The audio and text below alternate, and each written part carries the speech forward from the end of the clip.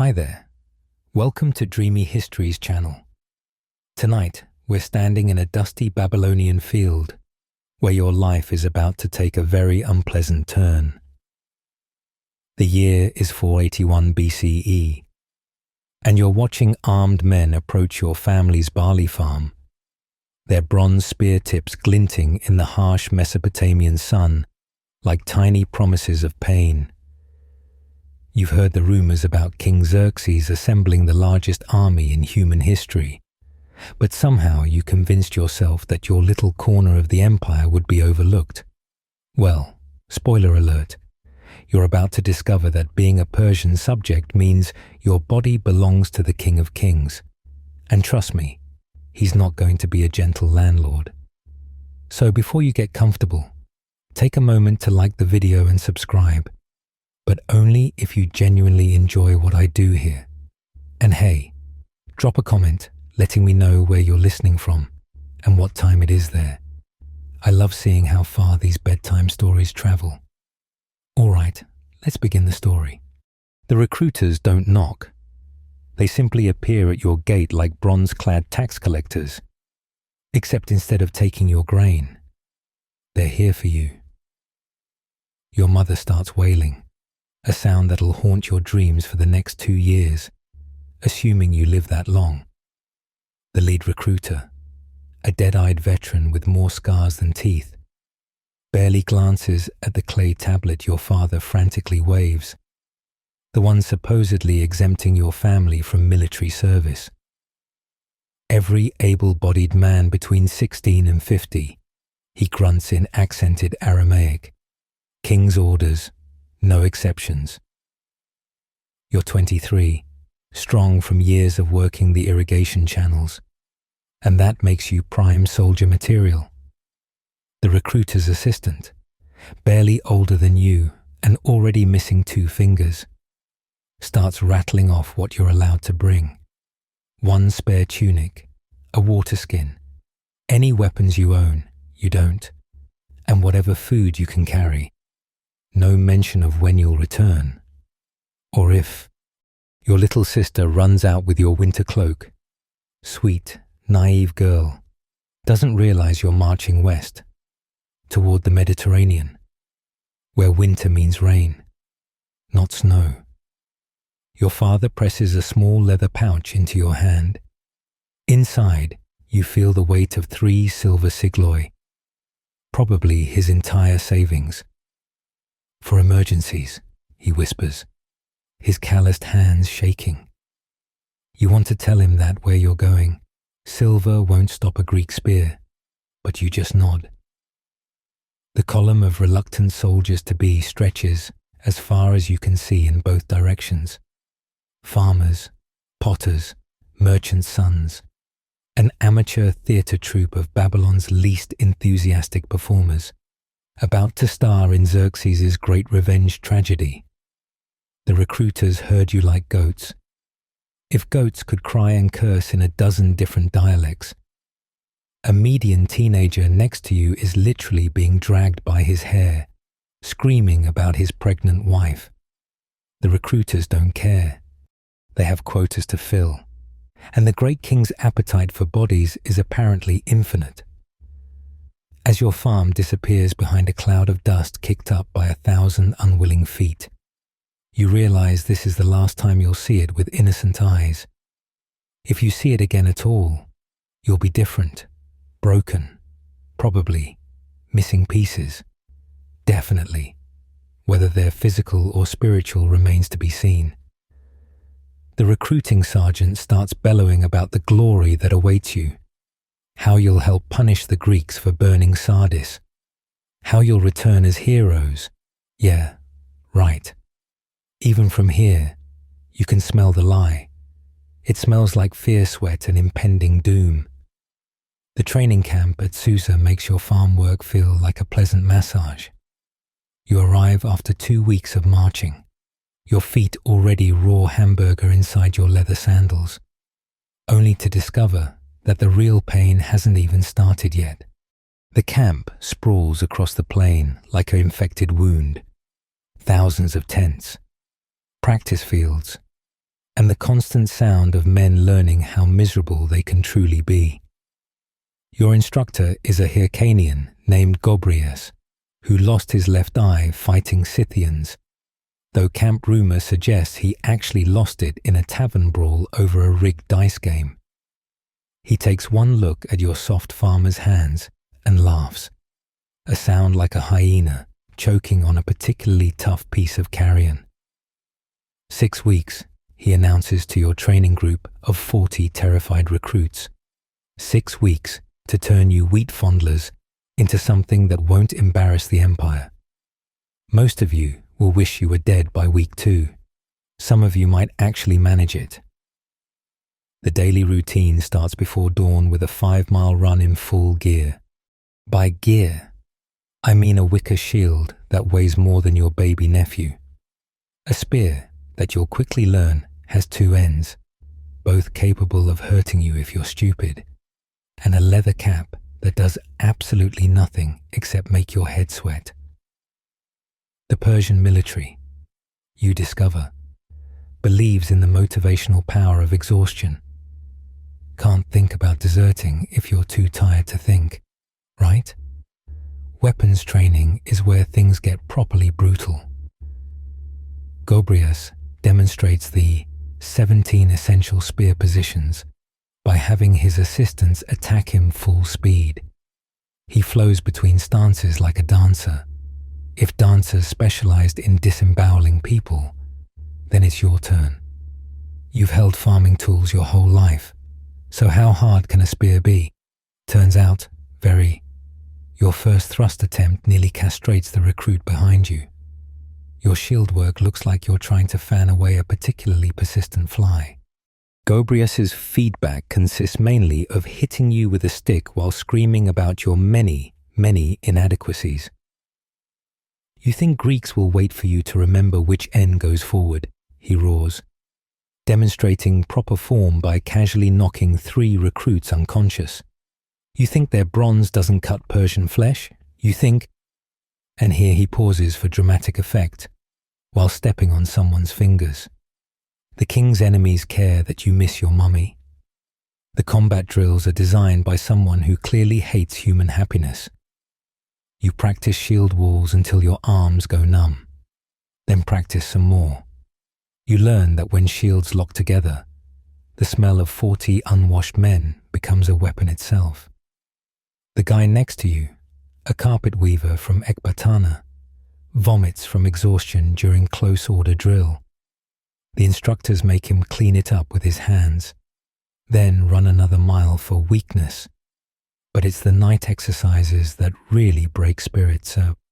Gobryas loves surprise attacks at 2 a.m., bursting into tents screaming about Greek raiders. Half-asleep recruits scramble for weapons, usually grabbing the wrong end, while instructors beat anyone too slow with wooden swords. One night, they actually set a tent on fire to simulate real combat conditions. The 3 recruits inside barely escape, and one loses his eyebrows permanently. Gobryas calls it valuable experience. Food becomes an obsession.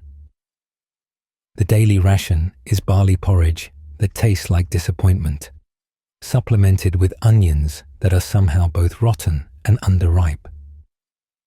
Once a week, you get meat, usually something that might have been goat, back when it had hopes and dreams.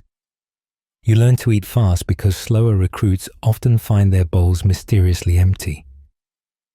The carpet weaver becomes your meal buddy after you save his porridge from a particularly aggressive Bactrian who's built like a brick warehouse. By week 3, your soft farmer's body starts changing.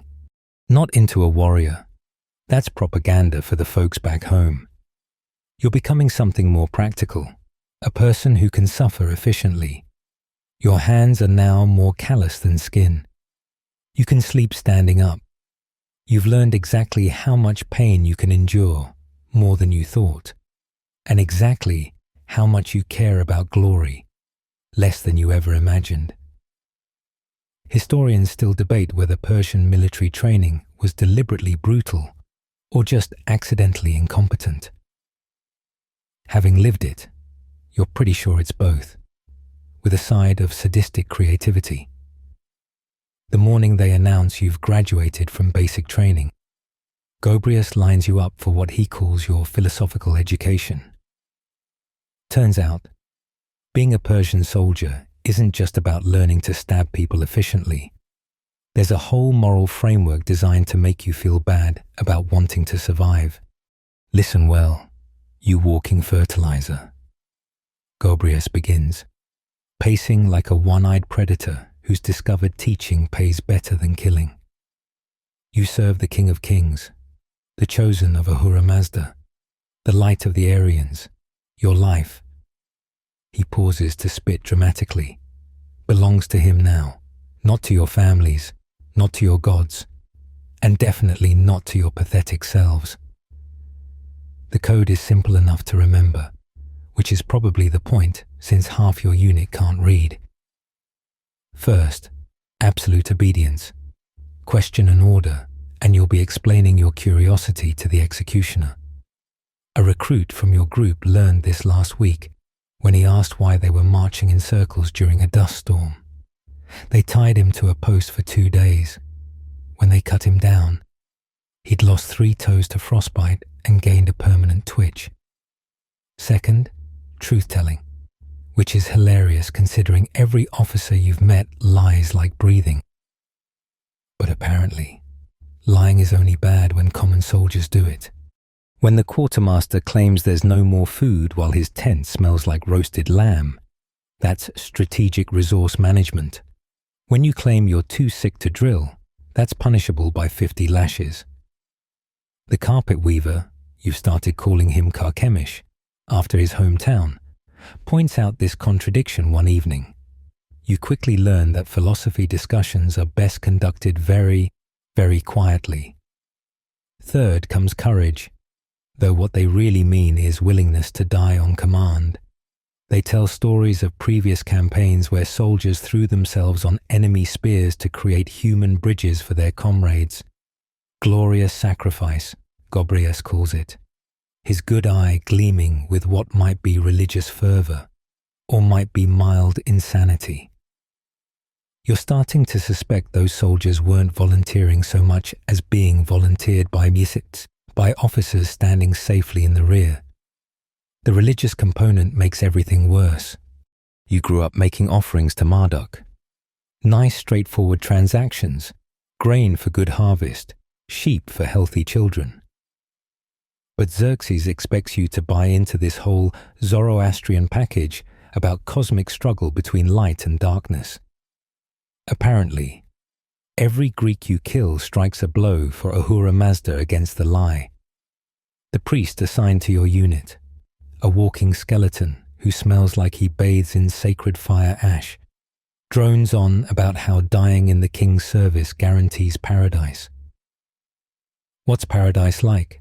Asks Mushazib, a fisherman who still stinks of the Tigris. Rivers of honey, beautiful women, eternal glory. The priest replies automatically, so like being rich.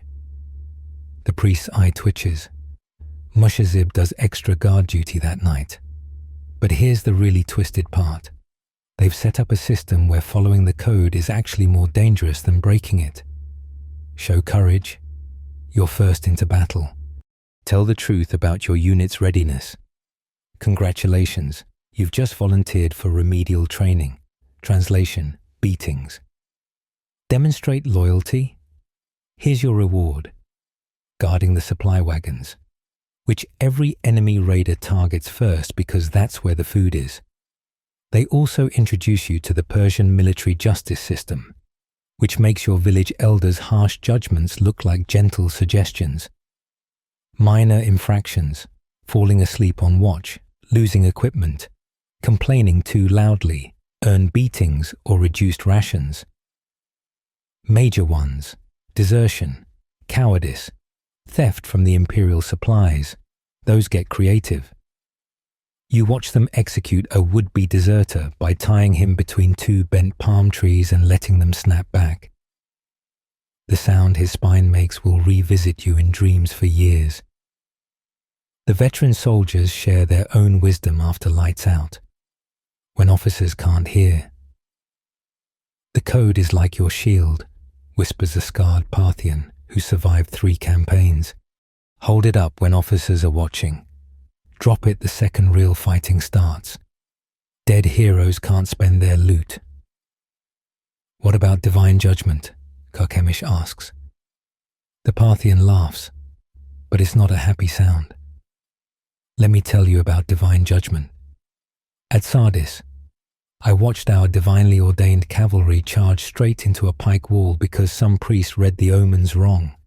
Ahura Mazda didn't stop those pikes. You know what stops pikes? Not being where the pikes are.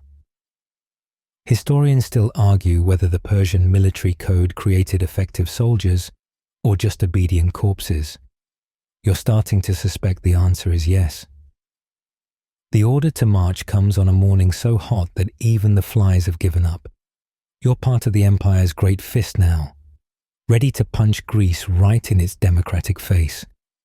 At least, that's what the officers keep saying. The reality is you're stumbling west with about as much coordination as a herd of drunk oxen, and your feet already hurt. Your unit joins the main force at Kritala, and the sight actually stops you mid-step. The army of Xerxes stretches to every horizon like a human ocean. Ancient Greek sources claim 5.2 million men, which is obvious propaganda. You'd need that many just to carry water for that many. Modern historians suggest maybe 200,000, which still feels like every male between Egypt and India decided to take the world's worst walking tour. You count roughly 10,000 in your immediate area before giving up because math wasn't really covered in How to Die for the King Under One. The supply situation becomes apparent immediately. There isn't one. Oh sure, there are supply wagons. Thousands of them, creaking along like arthritic beetles, carrying everything except what you actually need. Your unit's designated supplies include 3 dozen ceremonial horse blankets. You have no horses. A crate of bronze helmets sized for either children or very small dogs, and enough incense to fumigate Babylon. Food, water, actual useful equipment. Those apparently didn't make the packing list. The land will provide, your new captain assures you. He's a Persian noble named Artabazus, who's never missed a meal in his life, and whose armor probably costs more than your village produces in a decade.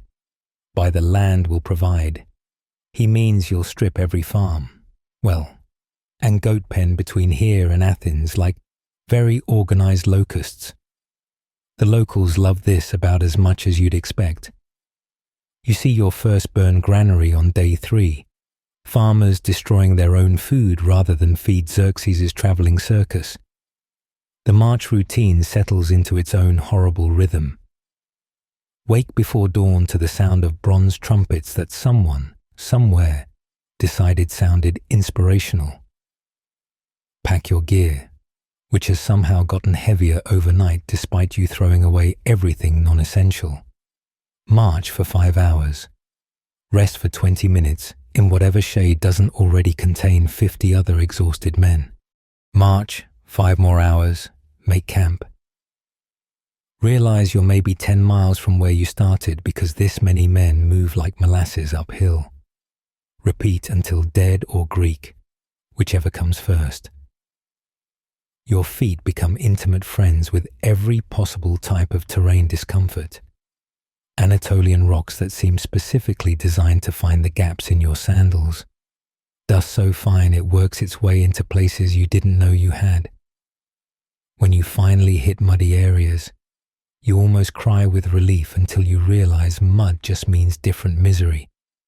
Now you're carrying an extra 10 pounds of earth on each foot. Water becomes more valuable than your father's silver. The engineers dig wells, but have you ever tried to water 200,000 men from holes in the ground? By the time your unit's turn comes, you're usually sucking mud. The lucky ones get assigned to river crossing duty, where you can drink while pretending to scout for crossing points, or the unlucky ones get dysentery from drinking bad water and spend their march time praying for death while their insides turn to liquid fire. The multicultural nature of the army creates its own special problems. Your unit alone contains Babylonians, Medes, Syrians, and a handful of Egyptians who complain constantly about the cold. It's 90 degrees. Nobody speaks the same language. Orders filter down through interpreters who might be translating "advance in formation" as "dance like chickens," for all you know. During one memorable evening, your unit nearly starts a war with some Bactrians over what turns out to be a misunderstanding about whose turn it is at the latrine trenches. Then there's the wildlife. Scorpions love bedrolls. Snakes appreciate the warmth of campfires. One morning, you wake up face to face with a camel spider the size of your hand.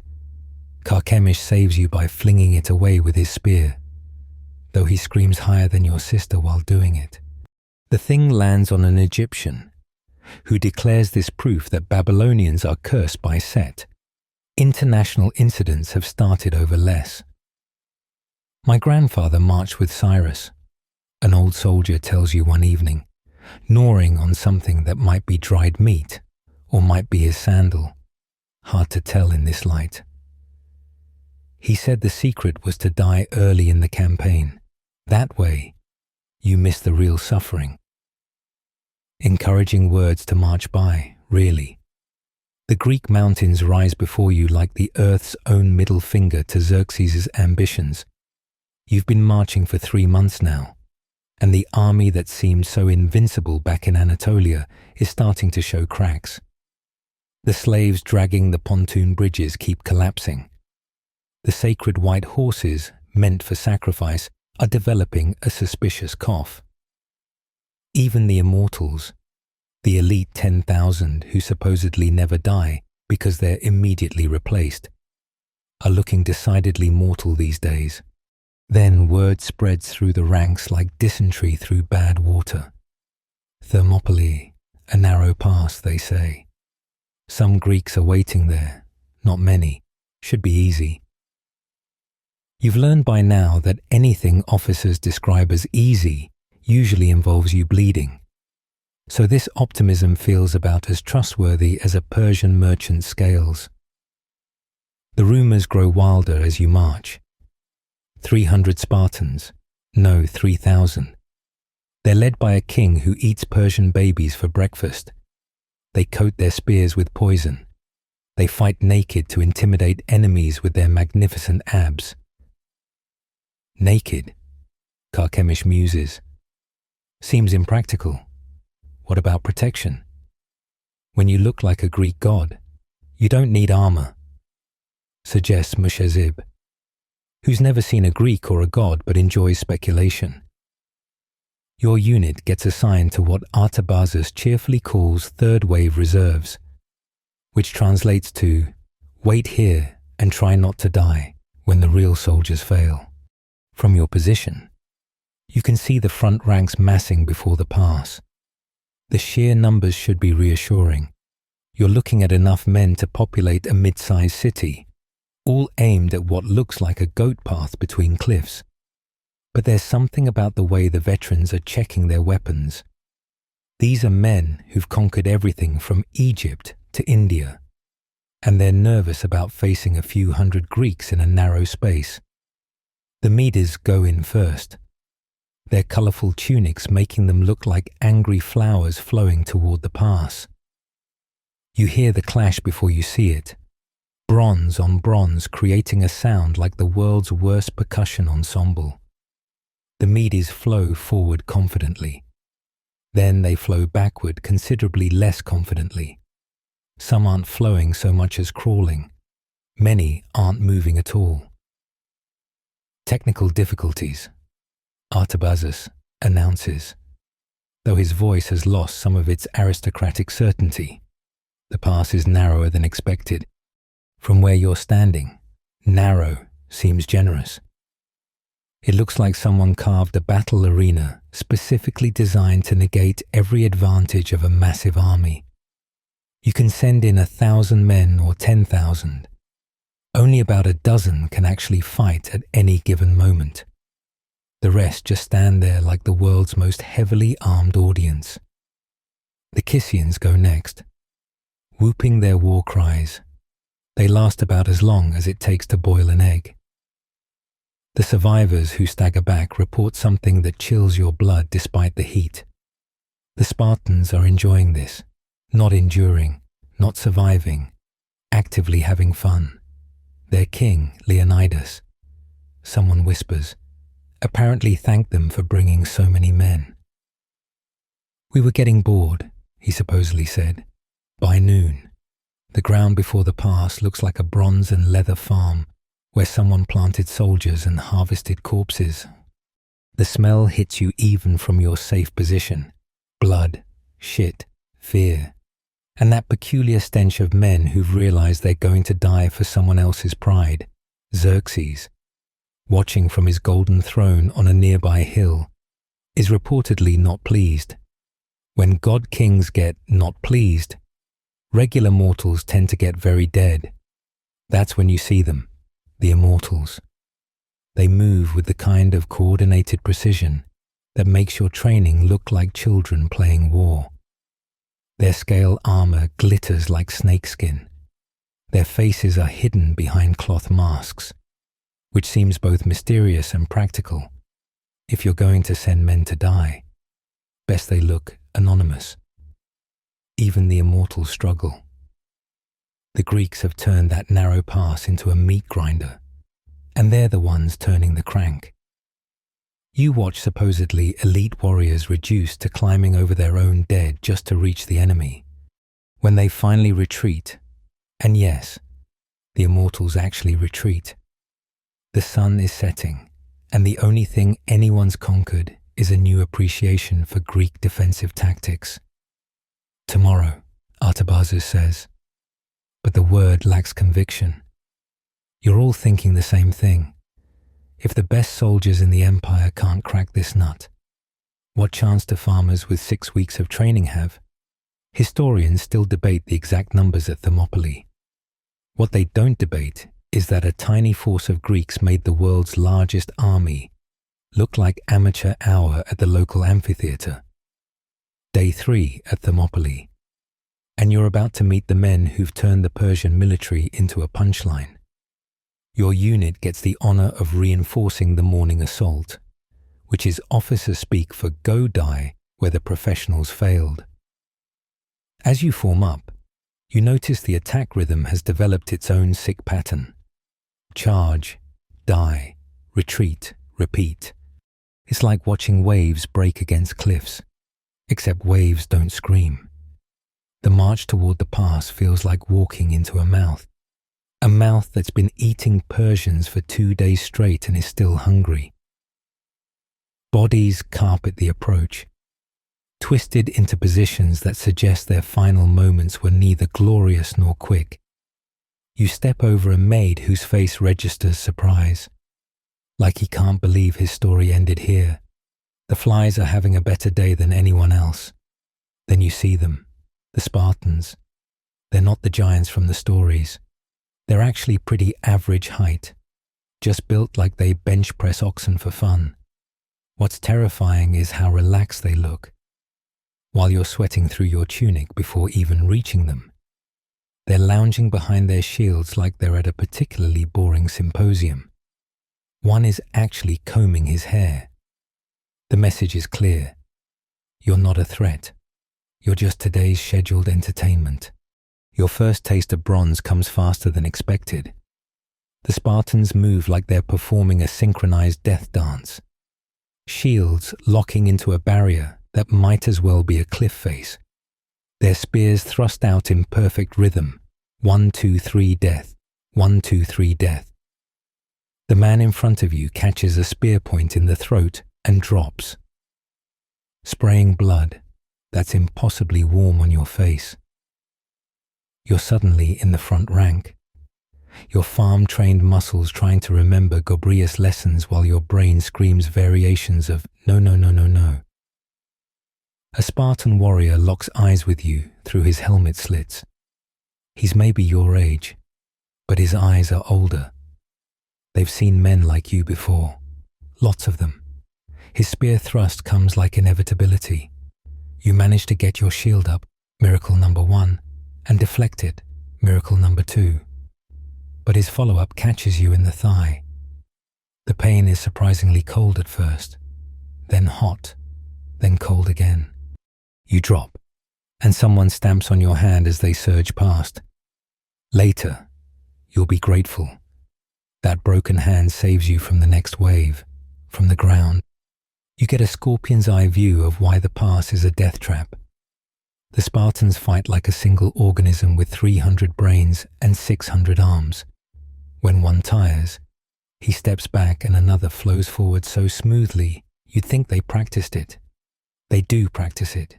You realize this is their whole life. While you were learning barely which end of a spear was pointy, they were turning warfare into art, murderous, efficient art. Push forward, some officer screams. For the king. Nobody pushes forward. Forward is where the Spartans are. Instead, there's a general backward shuffle that would be funny if it weren't keeping you alive. The Spartans actually laugh, not cruel laughter, more like appreciation for a familiar joke. One calls out something in Greek. Mushazib, who picked up some Greek from traders, translates. He says, "Come back tomorrow. They'll be here all week." The retreat is almost worse than the attack. Officers scream about cowardice while safely staying out of spear range themselves. Men trip over bodies, their own and others. You crawl backward, your leg painting the rocks red, until Carchemish drags you clear. The Spartans don't pursue. Why would they? You'll be back. The pass isn't going anywhere, and neither are they. The medical tent is a horror show directed by understudies. The surgeon assigned to your unit is a Babylonian barber who knows exactly 2 treatments: cauterization and amputation, sometimes both. He looks at your leg wound with professional interest. Not too deep, he concludes, then pours enough wine on it to make you wish it were deeper so you'd be unconscious. The stitching technique suggests he learned on grain sacks, and badly. That night, rumors spread about a path around the mountains. Some local shepherd supposedly sold the information for gold. The officers are excited. You're not. If there's one thing you've learned, it's that Greeks don't die easy, and Spartans seem to have removed dying from their vocabulary entirely. Maybe they'll retreat when they see us behind them, Carchemish suggests hopefully. An old soldier laughs bitterly. Spartans don't retreat. They just find new directions to kill you from. Historians still argue about whether the Spartans knew about the mountain path from the beginning. Lying here with your leg throbbing, you're pretty sure they did. Men who fight that efficiently don't miss details. The victory at Thermopylae tastes like ash mixed with blood. Sure, the Spartans are dead. It only took betrayal, overwhelming numbers, and arrows thick enough to block out the sun. Your unit was part of the final encirclement, though part of is generous. You mostly watched from a safe distance, while the immortals and fresh troops did the actual killing. Even surrounded and doomed, the Spartans made it expensive. Their king died on his feet, which is more than you can say for the hundreds of Persians he took with him. Glorious triumph, Artabazus declares, but his eyes keep drifting to the carpet of Persian bodies. The math is simple and depressing. 300 Spartans, plus some other Greeks nobody talks about, held off the entire Persian army for 3 days and took maybe 20,000 of you with them. If Greece has more fighters like that, this invasion just became a very elaborate form of suicide. The sack of Athens should feel like vindication. This is what you marched all this way for. Revenge for Sardis, punishment for Greek arrogance, glory for the King of Kings. Instead, it feels like kicking an empty nest. The Athenians, displaying the kind of strategic cowardice you're starting to respect. Evacuated. The great city is a ghost town with nice architecture. Burn it all, comes the order. Let Greece know the price of defying Persia. You're assigned to firing the Acropolis, which sounds important until you realize it means climbing a hill in full gear to burn empty temples. The smoke is thick enough to chew. Someone's bright idea to burn everything at once means you can barely see or breathe. A Syrian in your unit accidentally sets himself on fire trying to torch a shrine. The screaming continues long after Carchemish tackles him into a fountain. But here's the thing about burning empty cities. It doesn't feed you. The Athenians took everything useful when they left. No grain stores, no preserved meat, no wine cellars waiting to be liberated. Just marble, pottery, and philosophical scrolls that make poor eating. Your unit finds one forgotten goat that becomes the saddest feast in military history. 200 men sharing one stringy animal while Athens burns around you. At least we're sending a message, Mushazib says. Gnawing on what might be goat or might be sandal leather. What message? We're really good at destroying empty buildings. You shift weight off your still healing leg. The Babylonian barber's stitches are holding, but the wound weeps pus that smells like impending problems. The looting is particularly pathetic. Other units find temple treasures, golden statues, fine weapons. Your unit finds a warehouse full of theatrical masks and 40 jars of olive oil. Well-cultured olive oil. But you can't eat culture. One Egyptian tries drinking the oil straight and spends the next 2 days violently revisiting that decision from both ends. Worse. The smoke and destruction are making everyone sick. Whatever the Greeks stored in those buildings, it wasn't meant to be inhaled. Men develop coughs that sound like gravel in a metal cup. Eyes stream constantly. The beautiful revenge you march thousands of miles for has turned into a toxic camping trip in a burning museum. Then come the executions. Some soldiers, driven by hunger or stupidity, held back loot instead of presenting it to officers for proper distribution, meaning the officers keep the good stuff. The punishment is predictable and public. They crucify a dozen men in the agora, right where Greek democracy used to happen. The irony is probably lost on Xerxes, but not on you. You're destroying the place that invented citizen participation, while nailing up citizens for participating in the wrong way. Look. Carchemish points to the harbour one evening. The Persian fleet bobs there like a wooden city, hundreds of ships waiting for their moment of glory. Maybe the Navy will have better luck, an older soldier spits. Sailors are just soldiers who can't walk straight. They'll find a way to fuck this up too.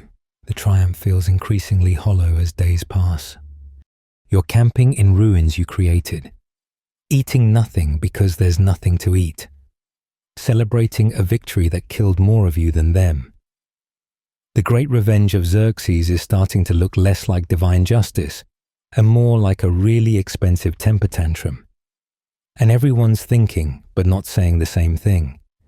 If empty Athens was this hard to take, what happens when we meet Greeks who actually stick around to fight? The Spartans were just 300 men in a narrow pass. There are whole cities full of Greeks still out there, presumably learning from Thermopylae, preparing better killing grounds. Historians debate whether burning Athens was strategic genius or emotional stupidity, sitting in the ashes. Your empty stomach providing the only commentary that matters. You're voting for stupidity. The march from Athens to Salamis might be 20 miles. but it feels like crossing the desert of despair while wearing lead sandals. Your leg wound has developed a personality, mostly angry, and the combination of smoke inhalation and starvation has turned your unit into a traveling plague ward. But hey, at least morale is consistently low. Disease arrives like reinforcements nobody requested. It starts with the Egyptians, who blame bad water, then the Syrians, who blame the Egyptians. By the time it reaches your section, everyone's too sick to blame anyone. The symptoms are spectacular. Fever that makes you hallucinate. Mushazib spends 3 days convinced he's a fish. Explosive diarrhea that turns the camp into a biological weapon.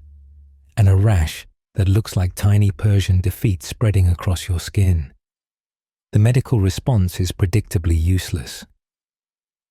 The Babylonian barber surgeon prescribes bleeding for everything, because apparently losing blood helps when you're already dying. One creative Egyptian healer suggests eating charcoal mixed with sacred crocodile dung. The fact that we have no crocodiles and limited charcoal doesn't deter him from charging for consultations. Maybe disease is how Greeks fight. Carchemish moans between fevered shivers. Tactical plague deployment. Desertions begin subtly. Men go on water-fetching duty and forget to return. Scouting parties of 10 come back as 6, then 4, then stop coming back. The officers pretend not to notice until someone important goes missing. A minor Persian noble who took his personal guards and presumably headed back toward lands where food exists, and Greeks don't. That's when the executions get creative. Simple crucifixion is apparently 2 last week. Now they're skinning deserters alive, starting with the feet so they last longer. The screams carry through camp like morning prayers. If you prayed to gods who enjoyed suffering, one poor med gets caught literally 50 feet from his unit. He just wanted to find somewhere private to die from dysentery. They flay him anyway, pour salt in the wounds, then leave him staked out for the birds. The beatings will continue until morale improves. Jokes a Parthian archer, right before an officer overhears and demonstrates the literal truth of that statement. Your unit gets assigned to forage duty, which is military speak for go steal from locals who've already been robbed 16 times.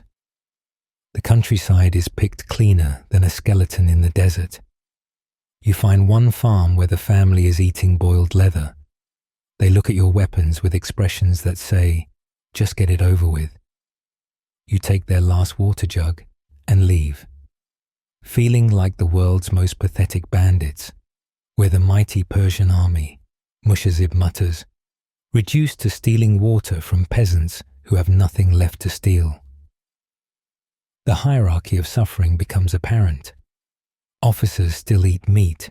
You can smell it from their tents.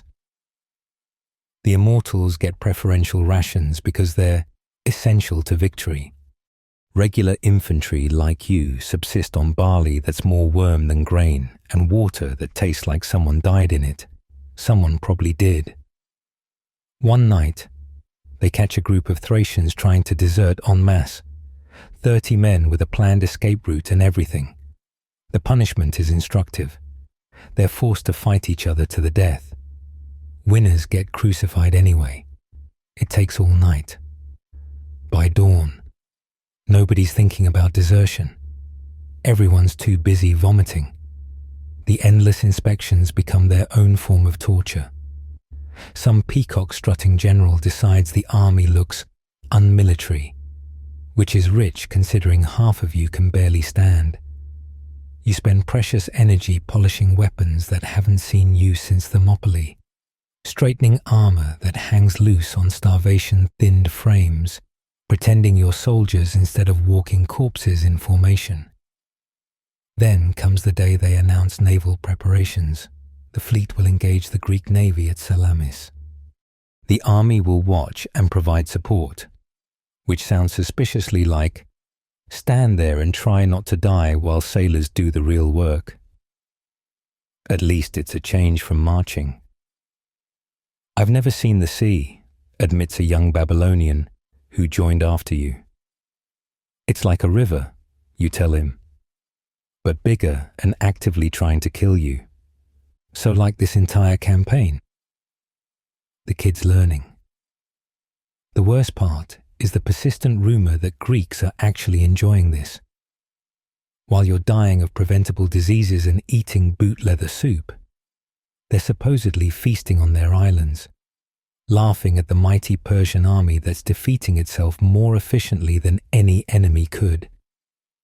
You'd be angry if you had the energy. Historians argue about exact casualty figures from disease versus combat. From where you're lying, watching another man void his life through his bowels while officers debate battle formations. The distinction seems academic. Athens burns behind you, but your stomach burns worse.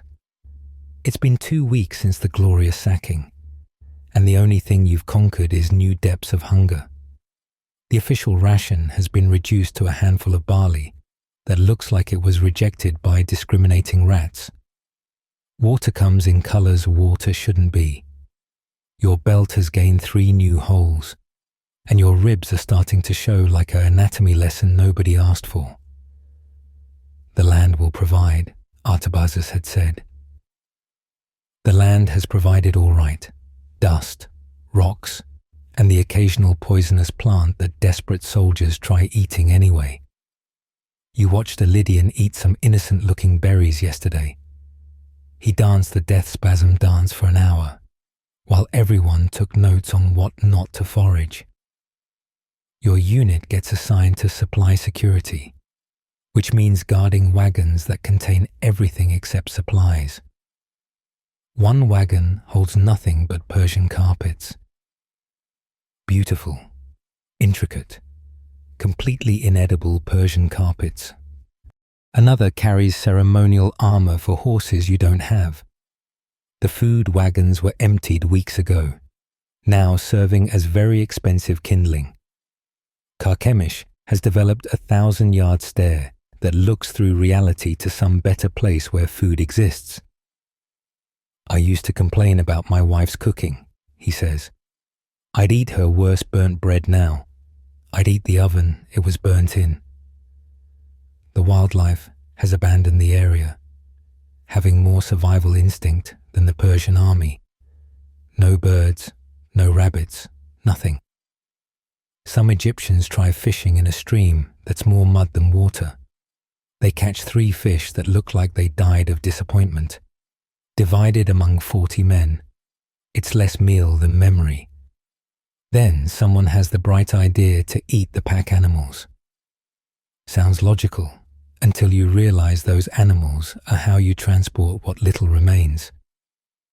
The first donkey becomes a feast that would be sad if you weren't so desperately hungry. Stringy, tough meat that tastes like despair. But it's meat. By the 3rd day of culling animals, officers realize we're eating our logistics. Too late, the damage is done. And now everything has to be carried by men too weak to carry themselves. Maybe we can eat the sacred horses, Mushazib suggests, eyeing the white stallions reserved for sacrifice to Poseidon, and anger the sea god before a naval battle. You shake your head. Let's at least wait until after we lose. The foraging parties return with increasingly creative failures, roots that turn out to be toxic, a dog that's more disease than meat. One group proudly presents pine bark soup, which tastes exactly like you'd expect tree soup to taste. Another brings back probably edible mushrooms that cause hallucinations so vivid. 3 men try to desert to imaginary kingdoms only they can see. Officers maintain their own private supplies. Of course, you can smell bread baking in the command tents. See servants carrying covered platters that definitely don't contain bark soup. One night, Driven by hunger madness, a group of Bactrians rush an officer's tent. The screaming lasts until dawn. The Bactrians are crucified with their stomachs slit open, displaying the bread they died trying to digest. Message received. The journey to Salamis becomes a death march decorated with the bodies of those who couldn't make it. No one has energy for proper burial rites. Bodies get a quick strip for useful items, not that anyone has anything useful left, and abandoned for the crows. Except there are no crows. Even scavengers have standards. Remember when we thought the worst part would be fighting? Carchemish laughs, but it sounds like crying. Your clothing hangs like sails on stick-figure masts. Armor that once fit now requires extra straps to keep from sliding off. You look like children playing soldier in their father's gear, except children usually get fed. The mighty Persian army, terror of the known world, reduced to scarecrows with spears. The black humor keeps you sane. I've lost so much weight, I could hide behind my spear. Someone jokes. I've become strategically invisible. Another adds. The Greeks will think we're an army of ghosts. We are, comes the reply. You reach the heights overlooking Salamis Bay, and for a moment, the view almost makes you forget your growling stomach. The Persian fleet spreads across the water like a wooden city, hundreds of ships ready to crush Greek naval pretensions. From up here, it looks magnificent. From up here, you can't see that the rowers are as starved as the infantry, that the ships are crewed by men held upright mostly by duty and desperation. At least if we lose. You tell Carchemish. We won't have to march back. He considers this.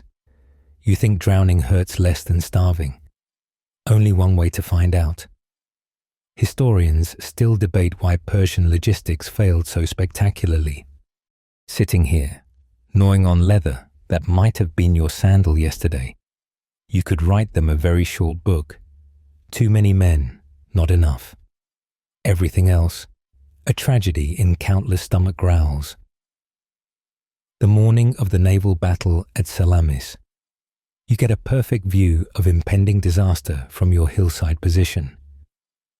The Persian fleet looks magnificent if you don't think too hard about the details. Like how the ships are so crammed together they could pass wine cups between decks, or how the rowers look like skeletons playing dress-up in naval uniforms. Beautiful, Artabazus declares, gesturing at the packed straits. The Greeks are trapped like fish in a net. From where you're standing, it looks more like your fleet trapped itself. But pointing that out seems like a good way to join the growing collection of crucified pessimists decorating the camp. The Greek fleet appears pathetically small, maybe 300 ships against your 1,000 plus. The betting among the troops heavily favors Persia, though the smart money notes that Greek ships seem to have this suspicious ability to move without ramming each other. Your fleet, meanwhile, performs an aquatic ballet that would be graceful if it weren't so obviously accidental. Xerxes watches from his golden throne, positioned for the best view of his inevitable victory. He's surrounded by scribes ready to record Greek humiliation in exhaustive detail. You wonder if they brought enough tablets for Persian humiliation, just in case. The battle begins with your fleet surging forward like an enthusiastic mob at a bread riot. For about 5 minutes, it looks glorious. Bronze rams gleaming, war cries echoing across the water, arrows darkening the sky. Then the Greeks do something unexpected. They fight back, competently. Why are they backing up? Mushazib squints at the Greek ships pulling away. Are they retreating? No, says the Parthian veteran, his voice flat. They're giving themselves room to move. Watch. What happens next is less battle and more maritime murder. The Greek ships dance, there's no other word for it, through your packed fleet like dancers through drunken party guests. They ram at will, choosing targets with the casual efficiency of fishermen selecting dinner. Your ships try to respond but mostly succeed in ramming each other. You watch one Persian vessel accidentally impale two friendly ships while trying to turn. The captain's expression is visible even from shore. Perfect, oh shit, frozen in time. Tactical genius, Artabazus mutters, though he's gone pale, drawing them into confined waters where numbers don't matter. One of your Marines, a Phoenician who actually knows about ships, spits, numbers matter all right. Too many in too little space. Like trying to fight in a closet with 20 men, you just hit your friends. The Greek ram and withdraw technique is beautiful if you appreciate efficient violence. They punch holes in Persian hulls, back water before anyone can board, then move to the next victim. Your ships sink in bunches, men thrashing in water that's turning red and chunky. The screaming carries clearly across the water, thousands of voices creating a symphony of drowning. Can they swim? Karkemish asks. Does it matter? You point at Greeks methodically spearing survivors in the water. Swimming just prolongs the inevitable. Queen Artemisia provides the day's darkest comedy. Realizing the battle's lost, she rams and sinks a friendly ship to convince pursuing Greeks she's switched sides. It works. Xerxes, watching from his throne, reportedly praises her valor in destroying an enemy vessel. The irony is lost on him but not on you. The smartest Persian commander of the day survived by killing Persians. The worst part is watching your fleet try to retreat. The same cramped conditions that prevented fighting now prevent fleeing. Ships crash into each other, like drunk party guests trying to leave through one door. Greeks pick them off at leisure, like hunters shooting panicked deer in a canyon. Some Persian captains beach their ships rather than sink, which just means their crews die on land instead of water. By afternoon, it's over. The mighty Persian fleet is now mostly Persian reef. Bodies wash ashore in clumps, deposited by helpful waves that seem to say you dropped these. The remnants of your navy limp away like beaten dogs, maybe a third of what you started with. The Greeks lose perhaps 40 ships. If this was a tactical trap, your side dove in head first and asked for seconds. Well, Mushazib observes, watching corpses bob in the surf. At least we're not in the navy. The immediate aftermath is almost worse than the battle. Xerxes throws the predictable god-king tantrum, ordering decimations that can't happen because you've already decimated yourselves. Officers blame each other, sailors blame soldiers. Everyone blames the Greeks for not fighting fair. Fair apparently means letting us win. That night, making camp among the acoustic backdrop of wounded men kneeling and officers screaming about honor, you realize this changes everything. The Navy was your supply line, your eventual ride home, your proof that Persia could beat Greece at its own game. Now it's driftwood and fish food. Think they'll call this a strategic withdrawal? Karkemish asks. Probably. Advanced retrograde maritime maneuver or something. You're too tired to laugh, too hungry to cry, too numb to care. Tomorrow you'll start marching again, because that's what armies do when navies fail. But tonight, watching funeral pyres reflect on water that's still swallowing Persian ambitions, you're just grateful you fight on land where you can at least run away properly. The order to retreat comes wrapped in enough military doublespeak to choke a diplomat. Strategic redeployment to winter quarters. Artabazus announces, fooling nobody.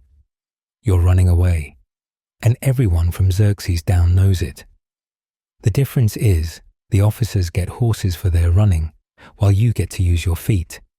The same feet that are mostly blister and regret held together by rotting leather straps. Xerxes himself leaves with 30,000 of the best troops, abandoning the rest of you like a bad investment. The rumor is he's worried the Greeks will destroy the Hellespont bridges, trapping him in Europe. More likely, he's worried about staying here, where failure has a Greek accent and speaks fluent, "I told you so." Your commanding general is now Mardonius, who's either very brave or very stupid to accept command of this dying snake of an army. He makes a speech about selective force reduction and enhanced mobility through streamlined numbers. What he means is half of you are being left to die in Greece while the other half get to die on the march home. Lucky you, you're in the march home and die group. The retreat begins in what passes for order, which lasts about as long as morning dew in a Persian summer. The wounded slow everything down, but abandoning them means admitting what this really is, so they limp along, bleeding through bandages that haven't been changed since Salamis, until they collapse and solve the problem themselves. "Don't Stop" becomes the marching song. You see a man sit down to adjust his sandal and never get up. Another pauses to vomit and becomes a permanent part of the landscape. The unspoken rule develops quickly. If someone falls, you take their food, if they have any, their water ditto, and keep moving. Sentiment is a luxury reserved for people who aren't dying by degrees. The Greeks, showing the tactical genius that's made this whole invasion such a joy, don't even bother attacking directly. Why would they? You're doing their work for them. Instead, they shadow the column like vultures with better organization, picking off stragglers and making sure no local sells you food. Every well is poisoned or filled with dead animals. Every bridge is broken. Every potentially edible plant along the route mysteriously disappears before you arrive. "They're herding us," observes the Parthian veteran. Like shepherds, if shepherds wanted their flock dead. The terrain becomes your worst enemy after hunger. The same mountains that look so dramatic on the way in now seem personally offended by your existence. Paths that handled your advance crumble under the weight of desperate retreat. When it rains, and it rains with the enthusiasm of gods who've picked a side, the paths become mudslides decorated with Persian corpses. You're in the Thessalian mountains when the real dying starts. The rations, already a joke, disappear entirely. Orders come down to live off the land, which would be hilarious if anyone had energy to laugh. The land offers rocks, mud, and the occasional corpse of someone who tried to eat the wrong plant yesterday. Carchemish develops a fever that makes his eyes shine like terrible stars. You and Meshezib take turns supporting him, though you're barely supporting yourselves. He babbles about his wife's bread again, describing in delirious detail the texture of the crust, the steam rising from fresh loaves. It's the cruelest food pornography imaginable. "Leave me," he manages during a lucid moment. "I'm slowing you down." "Shut up," you tell him. "Who else would I complain to?" But 3 days later, when he can't even babble anymore, you do leave him. You wrap him in his cloak, beside what might charitably be called a path. Prop him against a rock facing east toward home, and keep walking. You don't look back. Looking back is how you become another roadside decoration. The mountains are littered with the army's shed weight, abandoned armor, weapons, anything that can't be eaten. You pass a pile of golden shields that would have made you rich 6 months ago. Now they're just heavy metal nobody needs. Someone has scratched "eat this" on one in Aramaic. Dark humor is the only luxury left. Villages empty at your approach like you're a plague caravan. which isn't entirely wrong. The few Greeks you encounter watch from safe distances, not even bothering to hide their satisfaction. One old woman stands at her door as you pass, slowly eating an apple while maintaining eye contact. The cruelty is so perfect you almost admire it. By the time you descend toward the plains, your unit of 200 is down to maybe 60. You've stopped counting because mathematics has become too depressing. The survivors look like illustrations from a medical text on wasting diseases. Mushazib's beard has gone grey from stress or malnutrition or both. Your own reflection in a stream shows a skull practicing to be dead, almost to the Hellespont. Artabazus encourages, though he's lost his aristocratic plumpness and most of his optimism. Almost home, home. The word feels like a foreign language you once knew, but forgot. The hunger transcends ordinary suffering and becomes something almost religious. You're 3 weeks into the mountain crossing, and your body has started eating itself. The flesh between your ribs has disappeared, leaving hollows that could hold water if you had any. Your vision does interesting things. Trees sometimes look like bread. Rocks become roasted lamb. And you spend an entire afternoon convinced a cloud formation is actually a floating feast you can't quite reach. It starts with leather, belts, sandal straps, shield coverings. Anything that once came from an animal gets boiled into a grey soup that tastes like regret, but fills the void for an hour.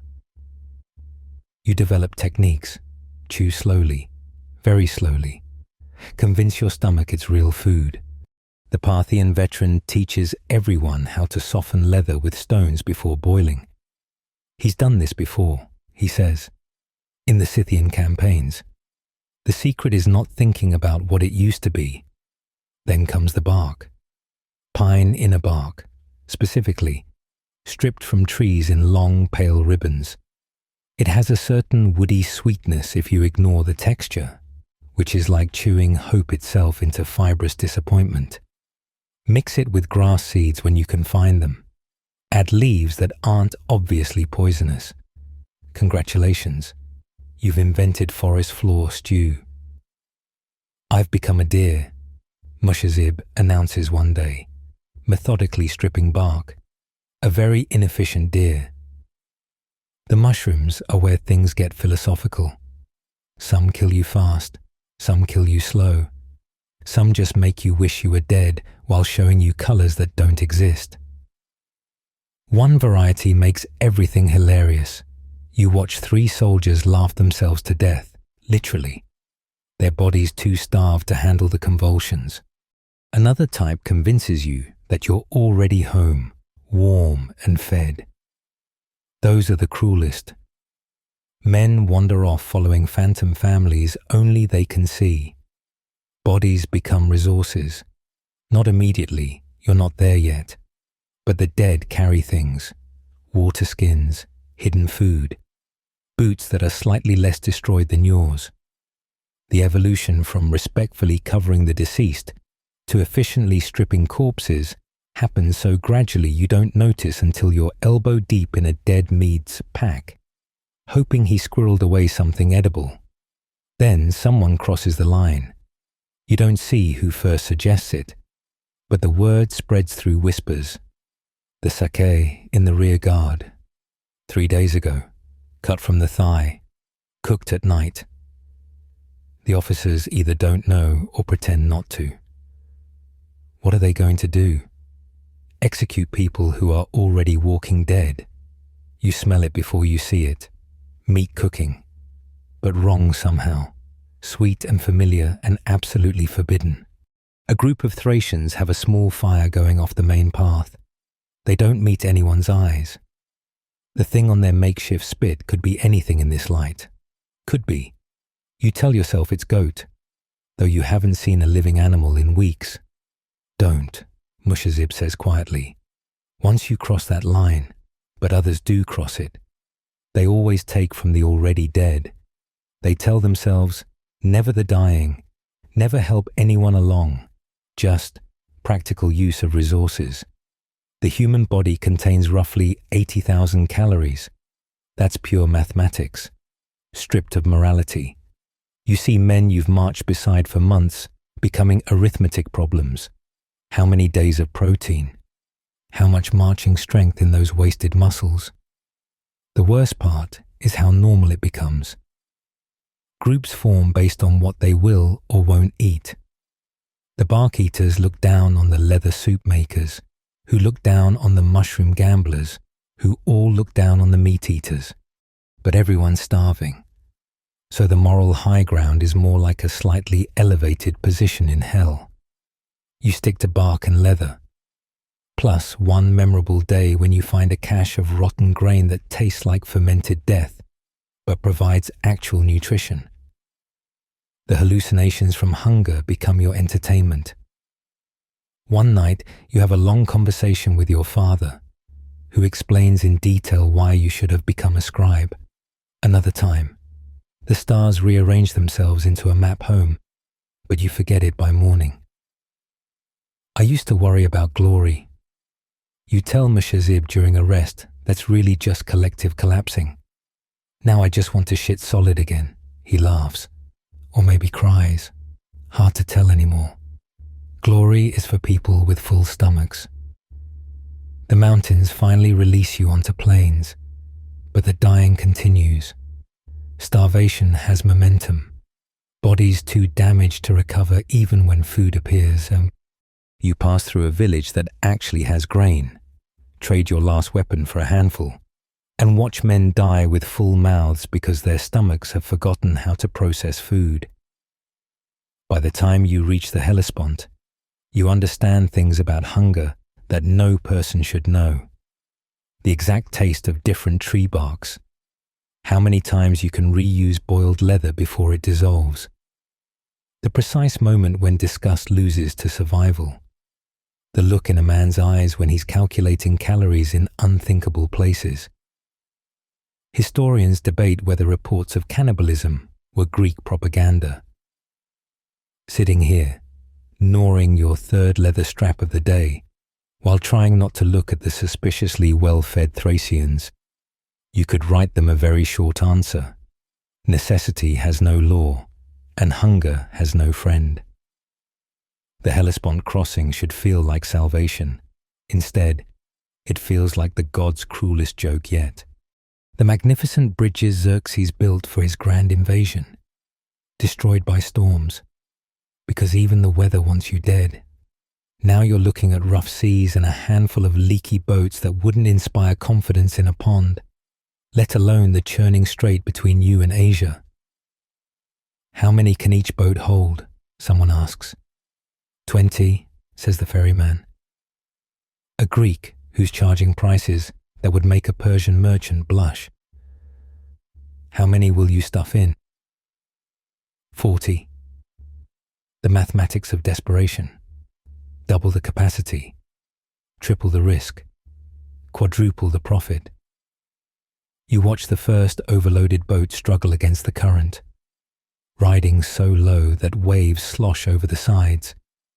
Men bail frantically with helmets, hands, anything hollow. The boat makes it across, barely, disgorging its cargo of scarecrows who kiss the Asian shore like a long-lost lover. Your turn comes after 2 days of watching and waiting and trying not to think about the boats that don't make it. You count 3 that simply vanish between waves. There one moment, gone the next, like the sea swallowed them whole. The screaming carries briefly over the water, then nothing. Even drowning takes energy, and these men have none left. You're crammed onto a fishing boat designed for maybe a dozen people. There are at least 35 of you, packed so tight that breathing becomes a group activity. The boat sits so low you can trail your fingers in the water without leaning. Every wave that hits sends salt spray into faces already raw from wind and starvation. If we sink, Mushazib whispers, pressed against your ribs. I'm too tired to swim. If we sink, you whisper back, I'm too tired to drown. The ferryman, a weather-beaten specimen who's clearly done this before, handles his overloaded craft with the fatalism of someone who's already made peace with various sea gods. He mutters constantly in Greek, prayers, curses, or possibly both. When a particularly large wave nearly swamps you, he actually laughs, halfway across. The worst happens. Not to your boat. That would be too merciful. To the boat beside you, packed with Babylonians from what used to be your regiment. Something gives, overladen timber finally admitting defeat, and water starts rushing through a split plank. The screaming starts immediately, men trying to climb over each other, making everything worse. The boat flips like a dying turtle. You watch men you've marched beside for months disappear into grey water. Some try to swim for your boat, but your ferryman beats them off with an oar. We sink too, he shouts in broken Persian. He's right. Take on even one more body and you'll join them. So you watch them drown, close enough to see their faces, too far to help even if you could. The Asian shore finally arrives like a broken promise kept too late. You stumble onto the beach, actual Asian soil, and your legs give out. Not from emotion, just mechanical failure. Around you, other survivors crawl from boats or wash up like driftwood. Everyone's crying or laughing or both, creating a symphony of hysteria that probably sounds perfectly normal to the locals by now. We made it, Mushazib says, face down in the sand. Made it where? You look around at the collection of human wreckage decorating the beach. This isn't home. This is just where we stopped drowning. The reception camp is a generous term for a collection of tents that look like they've hosted every retreating army since Troy. No food, because of course not. No medical care beyond try not to die too loudly, just exhausted officials trying to count survivors and create lists that'll make the disaster look less disastrous on paper. Regiment? A scribe asks you. Stylus poised. You try to remember. It seems like centuries ago. The 23rd Babylonian. He scrolls through his lists. The 23rd Babylonian started with 1,200 men. You look around at familiar faces, count quickly. 7, maybe 8 if Darius recovers. The scribe doesn't even blink. He's heard worse today. Effective strength, 7. Next. The night on the Asian shore is almost worse than anything in Greece. You're so close to home but still so far. The men who drowned today made it across months of horror, only to die within sight of safety.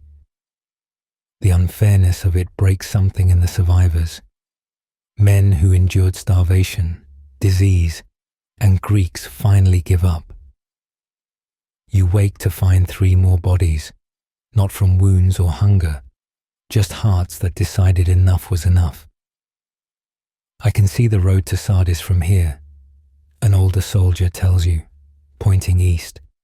20 days march, maybe 15 if we had food and working legs. 20 days, after everything. You're still 20 days from anything resembling home. The number feels impossible, like someone asking you to count to infinity. But you'll march, because that's what you do now. March until you can't. Then crawl. Then die. In that order. The Asian soil under your feet should feel like victory.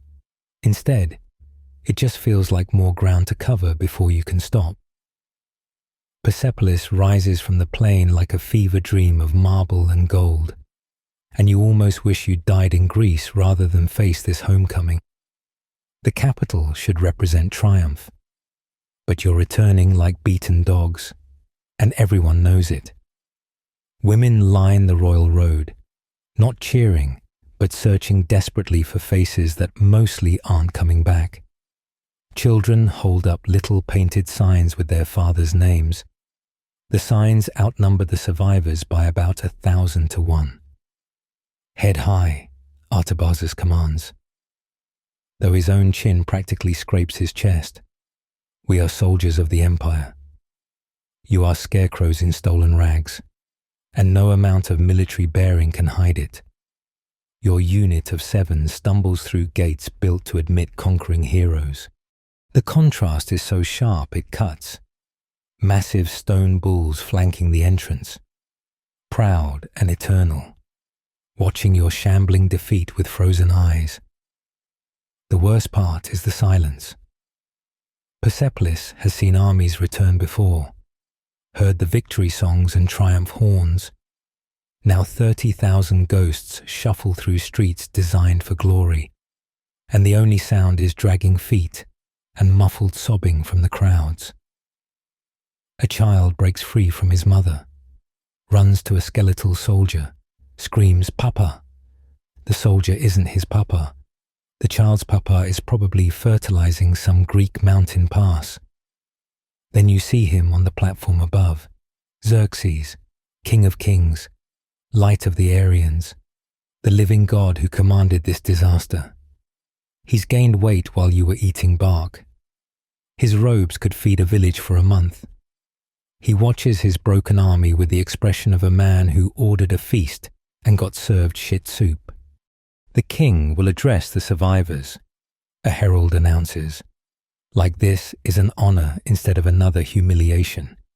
Xerxes speaks about glory and sacrifice, about how your suffering served the greater glory of Persia. His voice carries that special tone of someone explaining why your dead friends were actually winning even while they died. The Greeks have been chastised, he claims. The burning of Athens avenged Sardis. The mission, apparently, was accomplished. Then why, Mushazib whispers, do I feel so accomplished at being alive? The bureaucracy of disaster begins immediately. Officials who stayed safe in Persepolis now decide your fate with tablets and styluses. First, the bad news. No pay for the campaign. The treasury is temporarily redirected to strategic priorities, which is bureaucrat speak for, "We're broke from funding this catastrophe." Your father's 3 silver coins, long since spent on ferry crossing, represent more than you'll see from the empire that ate 2 years of your life. But wait, it gets better. You're not discharged. That would be too simple. Instead, you're temporarily reassigned to agricultural support duties. Translation: you get to work royal fields for free because most of the farmers are dead in Greece, and someone needs to prevent mass starvation. Your reward for surviving is more slavery, just with less marching. The families are the hardest to face. They gather at the mustering grounds with heartbreaking hope, mothers holding up their sons' sandals, as if you might recognize footwear, wives with children born while their fathers were dying for Xerxes' pride. You watch recognition dawn and die in their eyes as they scan your faces and don't find what they're looking for. Where is Carchemish? His wife appears like a ghost made of grief. You knew this was coming but prepared no words or... The mountains, you manage. Fever, we made him comfortable. She nods like she expected this answer. Did he suffer? Every moment after leaving Babylon was suffering. But you say, he talked about your bread until the end. It's not comfort, but it's all you have. The king's feast happens that night. Of course there's a feast. The palace glows while returned soldiers sleep in ditches outside the walls. You can smell roasting meat, hear music, see torchlight dancing. They're celebrating something up there. Victory, survival, or maybe just the fact that they're not you. We should storm the palace, someone suggests half-heartedly. What are they going to do? Kill us? But you're all too tired for revolution. Anger requires energy, and you spent that somewhere between Thermopylae and here. Instead, you lie on Persian soil, actual Persian soil, not the foreign dirt you've been bleeding on, and listen to your king party while your friends rot in foreign graves. A royal proclamation arrives the next morning. Survivors will receive a hero's welcome ceremony before beginning their agricultural duties. Mandatory attendance. Clean yourselves up. Look like soldiers. Pretend this wasn't the worst military disaster in Persian history. I've lost count, Mushazib says, trying to clean his single remaining tunic. How many ways can they insult us? It's not over yet. You tell him, we survived Greece. Now we have to survive Persia knowing we survived Greece. The ceremony will happen tomorrow. Another performance in the theatre of denial. Another chance for Xerxes to rewrite history while it's still warm. You'll stand there. You'll accept whatever hollow honors they throw at you. And then you'll go farm fields for an empire that spent you like cheap arrows. Welcome home, hero. Try not to think about why you're still alive when better men aren't. The hero's ceremony takes place in the great courtyard of Persepolis, under the stone gaze of ancient kings who actually won their wars. You stand in formation. What's left of formations, anyway? 7 men from the 23rd Babylonian, perhaps 60, from what was once a 1,000-strong regiment. Across the courtyard, similar arithmetic of loss. The 44th Median Guards down to 12 men. The Syrian auxiliary reduced to a number you can count on one hand. Xerxes appears in full regalia, so heavy with gold he needs 2 servants to help him walk. The irony isn't lost. You march 2,000 miles in rags while he can barely cross a courtyard in jewels. He speaks of glory, of divine purpose, of how your sacrifice struck fear into Greek hearts. Each word lands like a tiny spear in wounds that haven't healed. You are the blessed of Ahura Mazda Hekaosis, he declares. You have walked through the fire of war and emerged purified. Mushazib, standing beside you, mutters, purified of flesh, hope, and friends. The rewards are insulting in their meaninglessness. Each survivor receives a clay tablet declaring you a veteran of the Western campaign. It's not even good clay, the cheap stuff that'll crumble within a year. No land grants, no pensions, no compensation for your missing years. Just mud pressed into lies. Then comes the final insult. Immediate reassignment. Not home to see if your farms still exist, if your family survived your absence. Straight to the royal agricultural estates where you'll work until the next harvest. They don't even pretend it's optional. Guards surround the courtyard, ensuring no heroes wander off to find their own definitions of reward. That night, in the barracks that smell of despair and unwashed failure, you and Mushazib share the last of your wine, payment from a sympathetic merchant who knew your fathers. It tastes like vinegar and broken promises. What will you tell them? Mushazib asks. When we finally get home. You've thought about this through every frozen night in Greece, every starving day in the mountains. The truth? That would require words that haven't been invented yet. How do you explain eating bark to people who've never missed a meal? How do you describe friends drowning in their own blood to those who think war is glorious?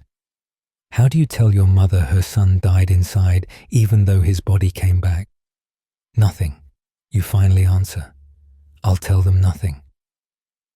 The agricultural work begins at dawn. You, who once charged badly at Thermopylae, now charge at weeds. Your spear hand holds a hoe. Your shield arm carries water. The overseer, a soft-bellied functionary who spent the war counting amphorae, treats you like common slaves. When an old soldier collapses from a heart that's finally had enough, the overseer's main concern is that he fell on the turnips. Days blur into seasons. Your body slowly remembers what food is, though your mind refuses to forget what hunger was. You dream of Greece, always Greece. The mountains full of corpses, the beach at Salamis, Carchemish's face as you left him to die. You wake screaming in languages you didn't know you'd learned, grabbed from dying men of a dozen nations. Other survivors share your nightmares. The barracks echo with them, grown men crying for mothers, fighting enemies who exist only in memory, begging in their sleep for water that was never there. Nobody mentions it in daylight. What would be the point? Letters arrive occasionally from families wondering when you'll return. You don't answer. What would you say? Dear mother, I'm enslaved by the king I nearly died for. Today I remembered what Darius's intestines looked like. Hope you're well. The seasons turn. Your hair, which went grey in Greece, starts falling out. Your leg wound, the one the barber surgeon botched, develops a permanent limp that makes you walk like a broken puppet. Your reflection in water shows someone you don't recognize, hollow-eyed, bent, old before 30. Greece aged you decades in months, and Persia is finishing the job. Finally, after a year of agricultural purgatory, they release you. No ceremony this time, just a bored official reading names from a tablet. Service obligation fulfilled. May Ahura Mazda light your path. You're free to go home, if home still means anything. The road to Babylon stretches before you, the same road where this all started. You should feel something, relief, joy, anticipation. Instead, you feel the weight of every man who isn't making this journey. The 23rd Babylonian Infantry Regiment, 1,200 men who left, 7 who returned, 1 who'll make it home. The arithmetic of empire. As you walk away from Persepolis, you don't look back. There's nothing there worth seeing, just monuments to other men's ambitions and graveyards for people like you.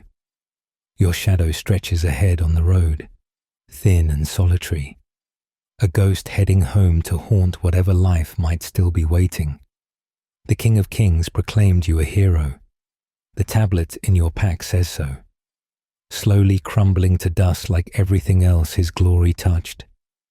You survived the unsurvivable, endured the unendurable, and your reward is the knowledge that some victories are indistinguishable from defeat. Welcome home, soldier. Try to forget what you paid for the privilege of remembering. The stars wheel overhead, the same stars that watched you march to Greece and crawl back. You walk through the night because sleep brings dreams, and dreams bring faces you'll never see again. Tomorrow you'll reach the next village, next week, perhaps, Babylon, and then you'll learn if there's any you left to come home to. But that's tomorrow's sorrow. Tonight, you walk. A survivor, a veteran, a ghost with a heartbeat, carrying memories that will outlive any monument Xerxes ever built. You are the 23rd Babylonian. You are the Western Campaign. You are what victory looks like when it loses. You close your eyes, and for just a moment, you can smell the sea at Salamis, taste bark soup in the mountains, hear Carchemish laughing at some dark joke. Then you open them, and there's only the road, stretching endlessly home. But at least it stretches home. At least that. The night is deep, and you have far to go. But each step takes you further from Greece and closer to whatever waits in Babylon. Your feet know the way, even if your heart has forgotten why it matters. You walk on, carrying your dead with you, leaving pieces of yourself in every footprint. Time slows, your breathing deepens. The road becomes a river, carrying you gently home. No more battles, no more hunger, no more fear. Just the soft dust of Persian roads and the distant promise of familiar walls. Sleep well, soldier. You've earned your rest. Let the nightmares fade. Let the faces blur. Let the long march finally end.